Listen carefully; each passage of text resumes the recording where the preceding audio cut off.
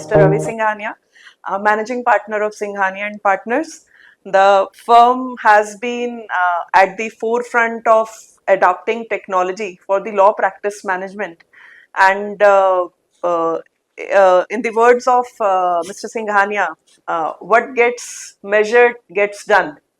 And today we are going to talk about how technology helps in growth and governance of the firm. So, sir, would you like to share your views on the same? And thank you, Kushbu. I think technology, I've always said, is really like a tool which is an essential, vital tool for your practice. And doing carrying on a legal practice without tech tools is really you're really pushing yourself against the wall or trying to do something without the complete paraphernalia to deliver the goods. The firm is in 25th year of practice today, and uh, uh, I've seen, like having worked here, I've seen the firm evolved uh, from using the Excel files to high-end SaaS products, and but the process and the mapping was always at the core of it. So, and you always believed in institutionalization of the firm. So, would you like to share with our viewers the young firms and the firms which are coming up in using technology for law practice management? Why institutionalization of your firm's practice management is important? How does it help in the overall professional services management? See, in the legal practice, like any business, there are trade secrets, there is confidential information, and there is a fear factor. You don't want to lose your clients or customers. You don't want to lose the important information which your clients have shared with you to unscrupulous people or to the opposite party. Or, you don't want to train somebody to take over your job. I think that's a traditional, thought process, which in any professional practice, which has always been there. But having said that, but if you look at a larger picture, and when you think of legal technology, it is a tool which has the security features and the wherewithal to ensure that you are able to institutionalize it, make it transparent, share it with your colleagues, and at the same time, with the governance using technology in the legal practice or delivering your services, can be way higher, superior compared to what you would have done manually or in a traditional role. Having said that, if the young professionals start using tech tools as part of the practice and share that information, their knowledge would multiply. They would have much more efficient way of delivering their services. And when you said when we used high-end SaaS products as part of our practice, it's like sharing so much data with your colleagues that you're wondering that you're fearing what they could use that for. But at the same time, it helps you grow in a big way. And obviously, any tool, if you don't deploy it well, you won't get the benefits of it. So whether it's a change in which you want to make sure that you get a buy-in from majority of your firm, as many people as you can get, and also ensure that the change is adopted with a positive mind frame rather than another toy to play with. And that, I think, hesitation a lot of firms would have faced, a lot of firms will continue to face. There are folks for and against, but how as a firm you could take it forward, that's Time and again we come across the firms where they bought or took the licenses of some or the other tech tool, but they have not been able to enforce that operational discipline in the using of those tech products, and there is a general sense of fear in the partners to keep their information in the silos where they play an instrumental role in adapting technology, so that at the firm level we have a bigger picture, we have the real picture how the firm is doing. So how have you been able to bring in that operational discipline in the firm without really enforcing it?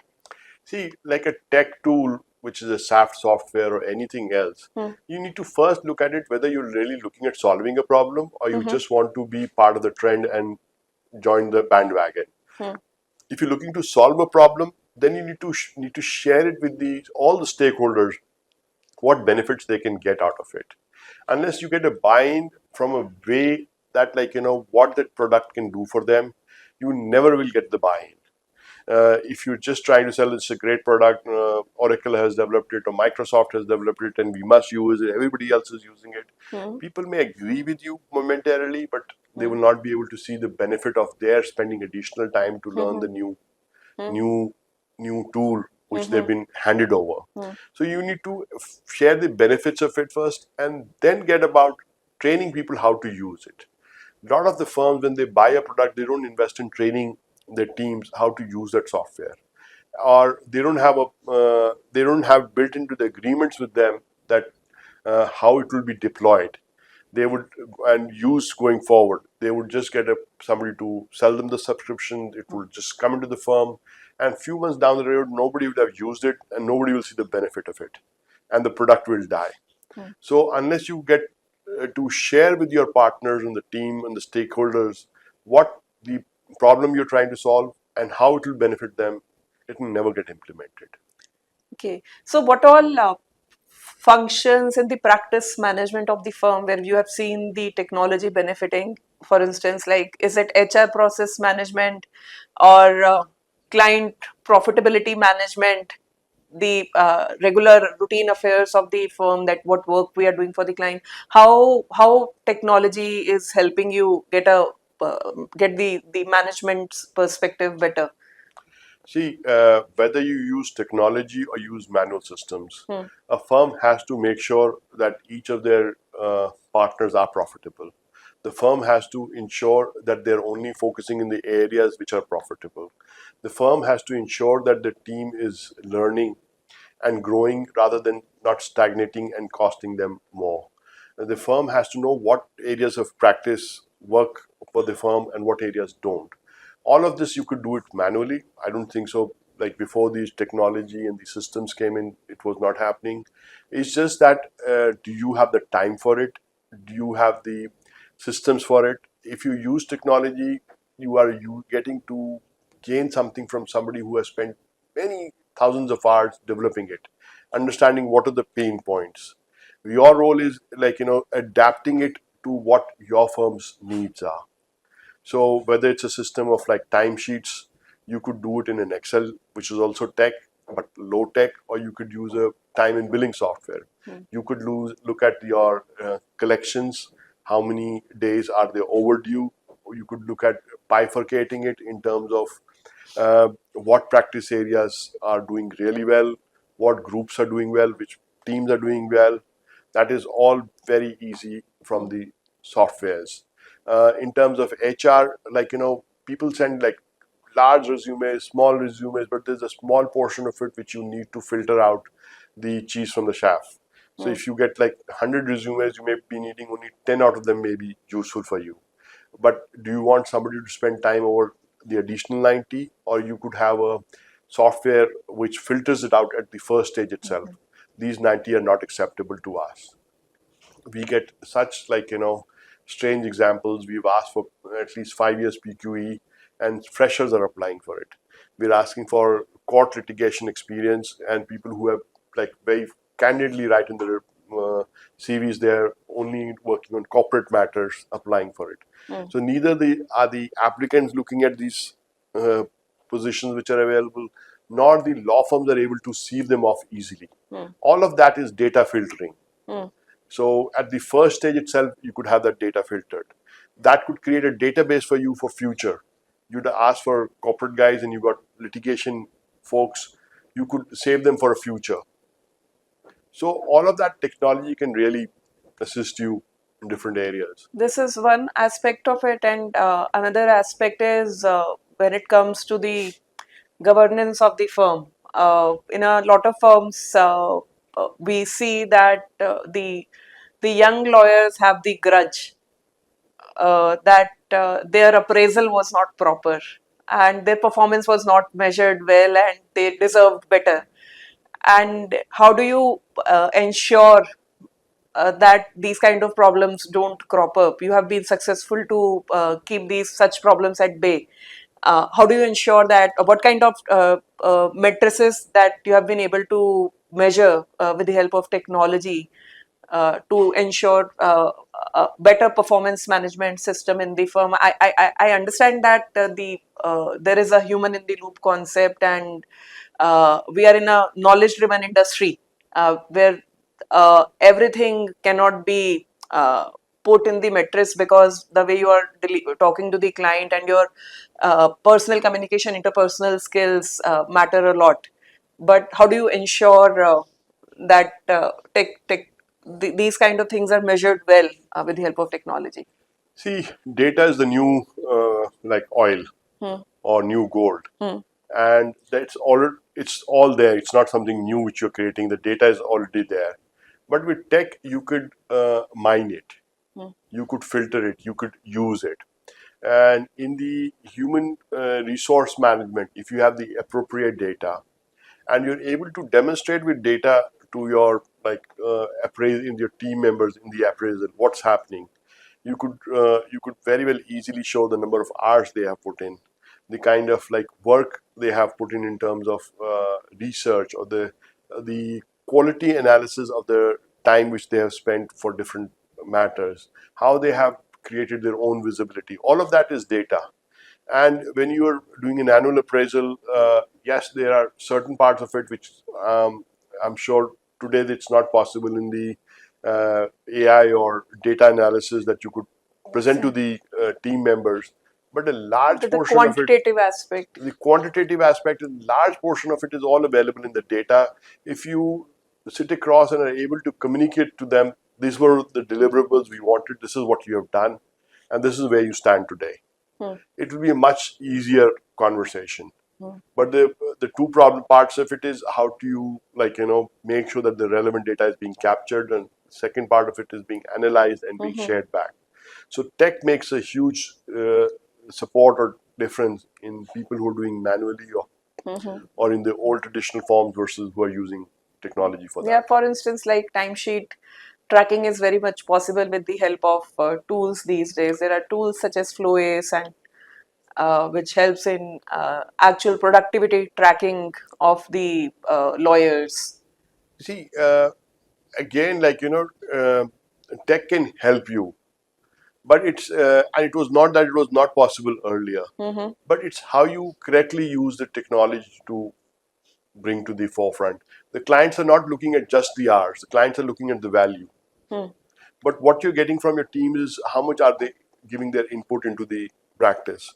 Are they spending 200 hours a year, 200 hours a month, or are they spending like 100 hours a month? Are they what is the write-off volume between like how much they've spent and how much they have like you know Hmm. delivered to the client? So all of that is intelligent analysis with the help Is of with the help tech of and tech data. is possible. Yeah, true. There is a different question that is coming to my mind, but we just talked about the profitability of the associates and clients. So in this way, we have teams profitability and we have firms profitability also. Now that BCI is finally considering foreign law firms coming to India. Uh, in your view, these firms, a lot of US and UK firms, they are at an advanced level when it comes to law practice management suites, timesheets, and the profitability measurement practices, the way they collaborate with the firms in the other jurisdictions. What do you think a big foreign law firm like US and UK, they are like multi-billion-dollar legal industry there. In your opinion, what kind of matrices they will be looking at while maybe looking at acquiring a smaller firm in India and for doing the collaboration, because it's a partnership of equals. So if they are looking like Indus and CMS just collaborated, Dentons now Link Legal is part of Dentons. So in such collaborations, there has to be a symbiotic relationship, and if more such collaborations and joint ventures happen, what will be a foreign law firm looking at, and what an Indian firm should be working towards if they are looking to have a foreign partner? What kind of matrices they should be really focusing on? Khushbu, if you're looking for an answer which says that tech is what will make the difference, I would not agree with Okay, then that. what is I it? think what they would look at the technical skills of the law firms Okay. which they're hiring. Huh. Obviously, tech and systems are an Huh. important part of it, Okay. but the larger significant portion is what is the human resource those firms have. Okay. What kind of skill sets and capabilities they have. What is their market reputation? Okay. Which these firms carry. I think those would make a huge difference. Okay. So that's a that's the meat, and rest is the the shavings and the how you dress it up. Uh-huh. I'm not saying in any way tech is like a dressing, Huh. but the real meat, which at this stage they would bring in their own technology, they would all bring in their Yeah. own systems. Hmm. What they're looking for is in India, when Hmm. you're looking at an Indian firm, Hmm. is it really delivering what their clients would need, or Hmm. is it just fancy offices and a lot of other like things, but is the real meat there or not? Hmm. And the meat is the human resources, the technical skills, Hmm. and all of that which encompasses in a reputation of the firm. Okay. Integrity would be a big part for them. Okay. Are these firms known for their integrity or not, Hmm. or they're known for dubious practices? Okay. This is an this is an interesting take on the things, and of course the turnovers matter, but Obviously, behind the turnovers, there is a all of that translates into a turnover whether also. it's a house of cards or Yeah, there is a real strong roots behind it. yeah. Yeah, and okay, this is an interesting view on the things. And do you see such consolidations and JVs happening in India soon? With See, if you look at the Indian businesses, Mhm. whether it's the house of like Tata's or other large business Mhm. houses, their market share in the business in which they are, Hmm. their overall market capitalization, they are no less than major corporations global. Hmm. And they would need, if they are doing if there's a M&A transaction in India today, completely domestic, that could also be so significant that you would need large teams to do the due diligence. You would need a serious set of lawyers who can do negotiations for the term sheet or the agreements. So the large firms would be see the in India, we would not follow the same path how the practices have grown. The big difference today is tech would make the numbers not so significant or require such large teams as they used to do earlier. The grunt work is done by the technology rather than Mhm. human beings working on them. Mhm. But consolidation of firms across different states, different cities, that would happen. Consolidation of firms in different practice areas, that would happen.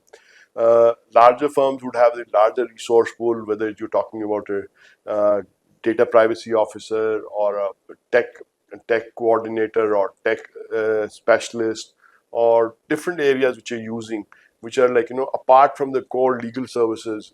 You they would need to be those, and for having those kind of resources, you need to have a basic minimum size which can afford that. Hmm. If you would translate that into per lawyer cost of a tech specialist, and if it's coming more than the cost of the associate itself, Hmm. obviously something's wrong. Yeah. True. So tech might help the specialist law firms in reducing a lot of manual work, which can be put onto a process and can be automated. Whatever And is commodity will get yeah, okay. tech will absorb it or kill it. Hmm. Whatever where is the technical skills or able brains needed, Hmm. that I don't know when the tech will be able to take it over, or if they will be able to take it over. Okay. The commodity work will go away. So the law firms which are specialists in their domain and which have got the expertise will thrive, Yeah, and others will continue to survive till then. yeah. Okay. Okay. Thank you. It was a very interesting conversation. Thank And you. It's a pleasure.